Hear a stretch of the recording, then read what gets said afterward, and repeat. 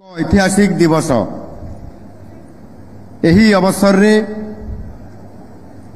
आपण माने जो माने यही कार्यक्रम सहित जोड़ी होती आज एठी समस्त विधायक विधायिकागण गणमाध्यम प्रतिनिधि मोर प्रिय भाई और भौणी माने उपस्थित रही ये कार्यक्रम को सफल करने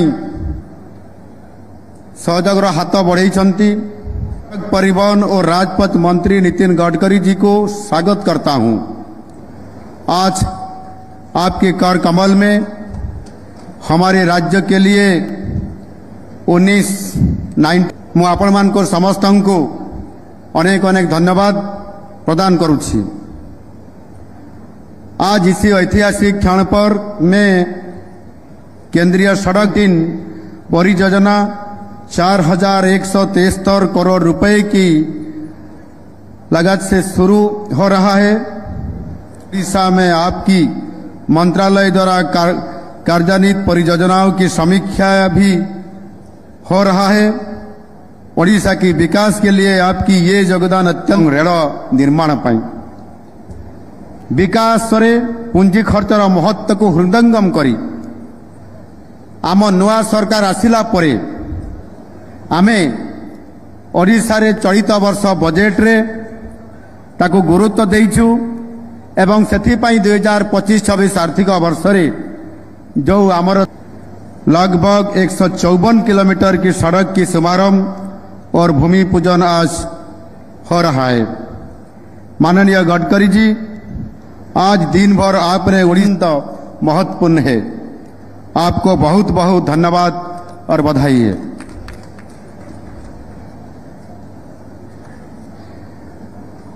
ओडिशा विकास रे 14 किलोमीटर रास्ता निर्माण करुथुला बेले प्रथम 2 वर्ष रे यह प्राय 36 किलोमीटर को वृद्धि पाई थिला। वर्तमान ता वृद्धि पाई दिन को 100 किलोमीटर रे पहुंची। कथारे कहती ओडिशा में आपकी मंत्रालय द्वारा कार्यान्वित परियोजनाओं की समीक्षा भी हो रहा है। ओडिशा की विकास के लिए आपकी ये योगदान अत्यंत 19 गोटी रास्ता प्रकल्पर शिलान्यास करा जाउछि। 4173 कोटी टंकार व्यय प्राय 100 आज एक नूतन फर्द जोड़ी हेबा पई जाउछि।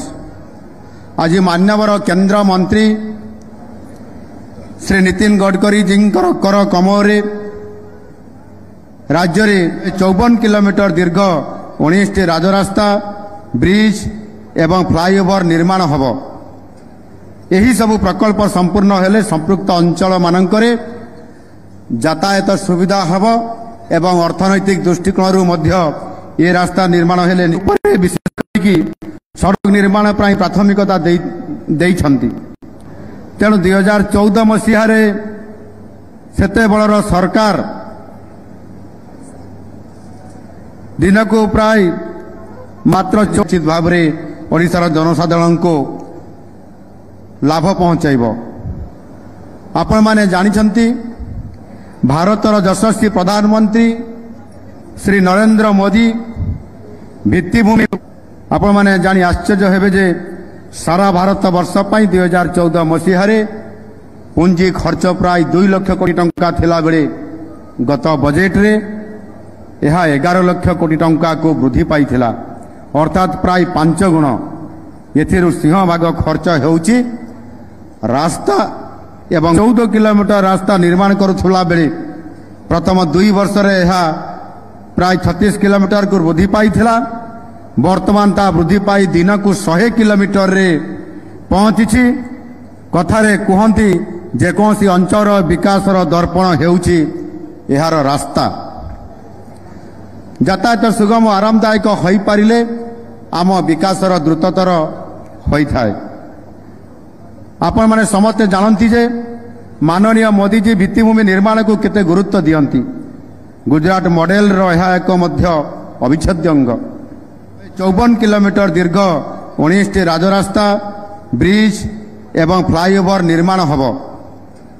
यही सबु प्रकल्प संपूर्ण हेले संपृक्त अंचल मानकरे যাতায়াত সুবিধা হব এবং অর্থনৈতিক দৃষ্টিকোণରୁ ମଧ୍ୟ ଏ ରାସ୍ତା ନିର୍ମାଣ ହେଲେ 3 ଲକ୍ଷ କୋଟି ଟଙ୍କାର ବଜେଟ୍ ଆମ ପାଖରେ ଆସି ପହଞ୍ଚିଛି। ସେଥିରେ ଆମେ ଭିତ୍ତିଭୂମିକୁ ଗୁରୁତ୍ୱ ଦେଉଛୁ। ଚଳିତ ବର୍ଷ ବଜେଟ୍ରେ କ୍ୟାପିଟାଲ ଏକ୍ସପେଣ୍ଡିଚର ପାଇଁ ଏହି ଭଳି ଭିଡ଼ିଓ ଦେଖିବା ପାଇଁ ଆମ ଚ୍ୟାନେଲକୁ ଲାଇକ୍ ସେୟାର ସବସ୍କ୍ରାଇବ୍ କରନ୍ତୁ। Bureau report Odia news.